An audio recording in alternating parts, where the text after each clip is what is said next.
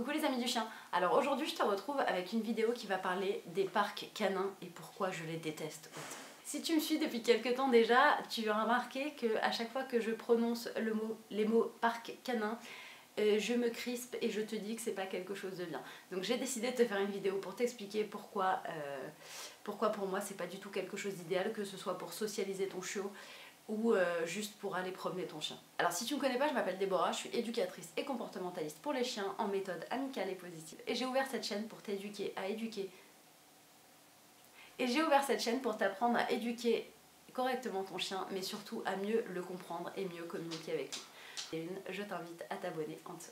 Alors oui, la grande question c'est pourquoi je déteste autant les parcs canins. On va commencer par faire un petit rappel. Les parcs canins, qu'est-ce que c'est? Parce que peut-être n'en as-tu pas là où tu habites. Et si c'est le cas, tant mieux pour toi. En général, les parcs canins, ça existe plutôt dans les grandes villes. C'est des endroits clos, en fait, plus ou moins grands, où tu peux lâcher ton chien et les gens peuvent venir pour lâcher leur chien. Le gros problème dans les parcs canins, en règle générale, c'est leur taille. Et leur taille étant petite, ça fait qu'on ne peut pas, nous, humains, se déplacer et faire une vraie balade avec son chien lâché. On va juste lâcher en gros tous nos chiens dans le parc canin et attendre qu'ils se démerdent et qu'ils se dépensent. Mais non, en fait, c'est comme les écoles du chiot, ça pour moi. C'est un peu lâcher ton chien pour qu'il dans la fosse au lion, en fait, hein, sans aucune supervision. Enfin bon, bref. Parce qu'en général, les maîtres se mettent à parler entre eux. Et ils font même pas attention à leur chien jusqu'à ce qu'il y ait une grosse bagarre, en fait. Alors, le seul bon côté des parcs canins, et encore, c'est un bon côté supposé, et c'est souvent comme ça que les gens te vendent des parcs canins, c'est que ça va permettre de rencontrer d'autres chiens en sécurité dans un endroit clos qui va te permettre de laisser ton chien libre, sans laisse. En plus de ça, on y retrouve toutes les races de chiens et tout genre de chiens avec tout comportement. C'est vraiment génial. Non, c'est pas génial du tout. Non. Non. Non. J'ai été quelques fois dans des parcs canins. À chaque fois, il y a quelque chose qui s'est mal passé. À chaque fois, ça s'est mal terminé, que ce soit pour mes chiens ou pour les chiens des autres. Arrêtez de faire ce genre de choses.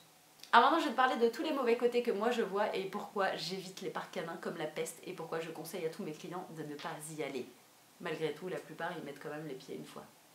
Et après, encore une fois, ça se termine mal et ils n'y vont plus jamais. Mais leur chien est traumatisé et maintenant est réactif aux autres chiens. Génial. Je suis très énervée, désolée. Oui, ce genre de truc m'énerve parce que je sais pas pourquoi. Si, je comprends pourquoi ça existe, mais ça devrait être obligatoirement un par un qu'on y rentre, tu vois. Qu'on ait 10 minutes pour lâcher son chien, le faire courir, etc. Et qu'après ce soit autour de l'autre.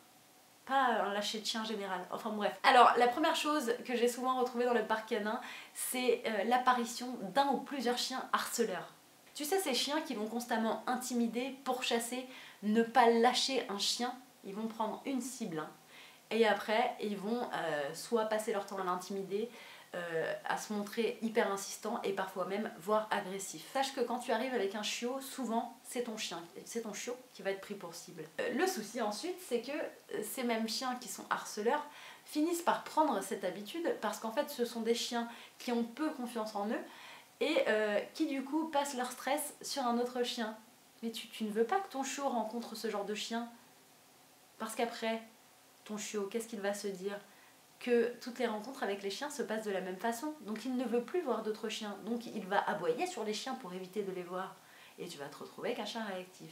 Et quasiment à chaque fois, je vois ce genre de chien harceleur. Tu sais, c'est le chien, typiquement, où le maître va te dire « Ah mais il joue, regarde, il est très rigolo » ou alors, je l'ai entendu la dernière fois « Ah mais ce chien, non, mais c'est parce que il agresse son chien parce qu'il aime pas les harnais.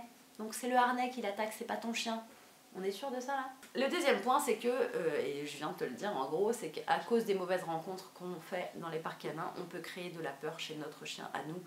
Et franchement, le but quand on va dans ce genre de parc à la base, c'est de socialiser ton chien et qu'il puisse jouer et qu'il puisse retirer du plaisir à voir d'autres chiens et non pas qu'ils deviennent peureux. Également, un autre problème, c'est que souvent, quand il y a beaucoup de chiens, que ce soit dans les parcs canins ou en balade, encore une fois, où il n'y a pas trop de mouvement, c'est que comme ils sont enfermés dans un endroit clos et qu'ils sont vraiment beaucoup, l'excitation et le fait de ne pas pouvoir se cacher pour certains ou pouvoir s'éloigner de certains comportements fait que il y a souvent des bagarres et que ça dégénère vraiment très très souvent, et quand ça dégénère hyper rapidement.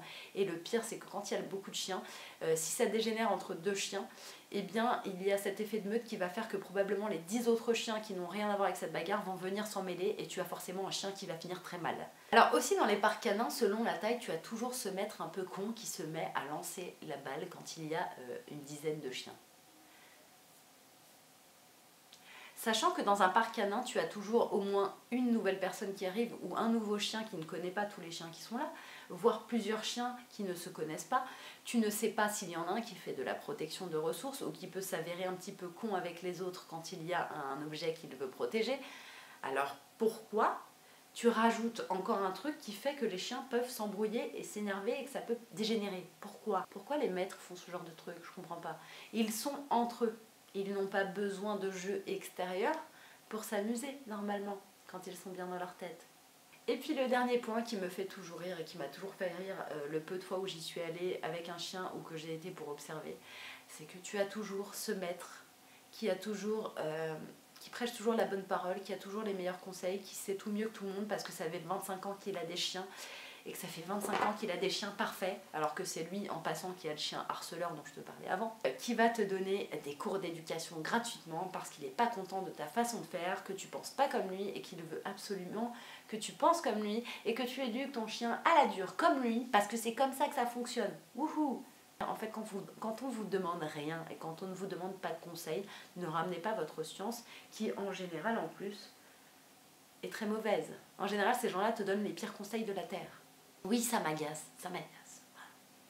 La dernière chose, c'est que si tu veux quand même aller dans ce genre de parc canin, je vais te conseiller 2-3 trucs. Il faut que tu trouves le parc canin le plus grand possible. Donc encore une fois, si c'est un truc de 100 mètres carrés, c'est pas assez pour qu'il y ait 10 chiens dedans qui jouent. Tu sais que ça t'amènera des problèmes, donc trouve le plus grand parc canin possible. Ensuite, il faut vraiment, si possible, la première fois que tu y vas, ou en tout cas à chaque fois que tu y vas, tu peux le faire aussi, ça peut être bien s'il y a des chiens différents, c'est de vraiment observer avant d'entrer. Donc tu observes le niveau d'énergie des chiens, s'il correspond à ton chiot à toi ou à ton chien.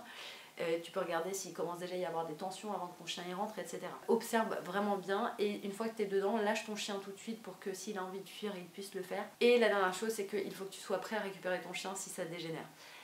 Si tu vois que ça commence à être tendu, essaie d'aller récupérer ton chien discrètement, refais une petite balade et reviens plus tard s'il le faut. Si possible, donc si ton parc canin est assez grand, tu vas normalement avoir la possibilité de ne pas rester immobile tout le temps. Et pourquoi? Parce qu'en fait ça forcera ton chien à venir de temps en temps te voir et à faire attention à toi et ne pas être trop excité donc par les autres chiens et ne pas monter trop en excitation et donc éviter que ça parte en cacahuète avec lui et d'autres chiens. Ça c'est le meilleur conseil, c'est ne fous pas les pieds dans un parc canin s'il te plaît. Voilà, j'espère que cette vidéo t'aura plu, je te fais des gros bisous, je te dis à bientôt pour une nouvelle vidéo, salut!